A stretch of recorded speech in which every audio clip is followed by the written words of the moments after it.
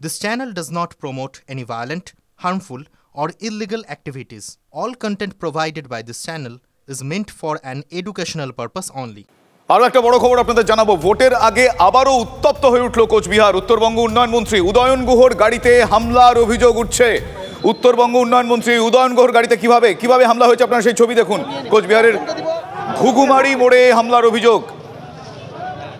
সুমন কল্যাণ আমার সহকর্মী এই মুহূর্তে রয়েছেন আমার সঙ্গে। সুমন, এক্স্যাক্টলি কি হয়েছে, কি জানা যাচ্ছে? দেখো, উদয়নবাবু দিনাটা থেকে কোচবিহারে আসছিলেন এবং এই যে হরিণচড়া অর্থাৎ ঘুঘুমারির পরে যে হরিণচড়া তোষার ব্রিজের পরে সেখান দিয়ে তিনি যাচ্ছিলেন কোচবিহার অভিমুখে। আমি সরাসরি গাড়িটা দেখাতে বলবো একটু আমার চিত্র সাংবাদিক বন্ধুকে, যে গাড়ির পেছনটা কিন্তু সম্পূর্ণ ভেঙে গেছে। যেটা অভিযোগ করছেন উদয়নবাবু, যে তিনি যখন যাচ্ছিলেন এই রাস্তা দিয়ে তখন বিজেপির একটা মিছিল চলছিল। সেই মিছিলে ছিলেন যিনি প্রার্থী বিজেপির নিশীথ প্রামাণিক, তার মদতে এখানে তার গাড়ির উপর আক্রমণ হয়েছে এবং গাড়ি ভাঙচুর হয়েছে। তার যিনি অ্যাটেন্ডেন্ট ছিলেন তাকেও কিন্তু মারধর করা হয়েছে। আমি উদয়নবাবুর কাছে সরাসরি চলে যাচ্ছি, ঘটনাটা কি হচ্ছে? আমি দিনহাটার থেকে কুচবিহারে আসছিলাম। আজকে আমাদের দিনহাটায় একটা কর্মসূচি ছিল, সেটা করে আমি আমার কুচবিহারের জেলার নেতাদের আমি বলেছিলাম যে আমি কুচবিহারে আসছি, এসে পার্টি অফিসে বসবো, কিছু আলোচনা করব। আমরা যখন ঘুঘুমারিতে আসি ব্রিজের ওঠার আগে হঠাৎ দেখলাম যে কিছু গাড়ি ওখানে দাঁড়িয়ে আছে।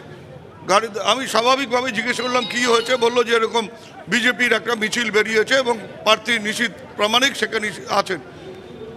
আমাদের পুলিশ কোতোয়ালির যিনি আইসি, তিনি যখন টের পেলেন যে আমি আসছি, তখন তিনি তার গাড়িকে আমার যে গাড়িগুলো ছিল সেই গাড়ির মধ্যে ঢুকিয়ে দিলেন এবং তিনি আমাকে ওখান থেকে পার করে নিয়ে আসবার চেষ্টা করলেন। সব গাড়ি বেরিয়ে আসছে। সেই সময় পেছন থেকে প্রার্থী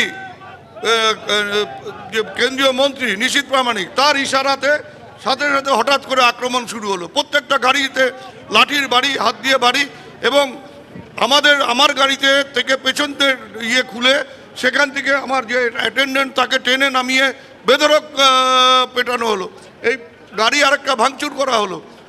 এই যে অরাজকতা, এই যে একটা অ্যান্টি সোশ্যাল প্রার্থী করে দিয়ে কুচবিহারে ভোটকে অশান্তি পরিবেশ তৈরি করা হচ্ছে, এর জন্য দায়ী কে থাকবে?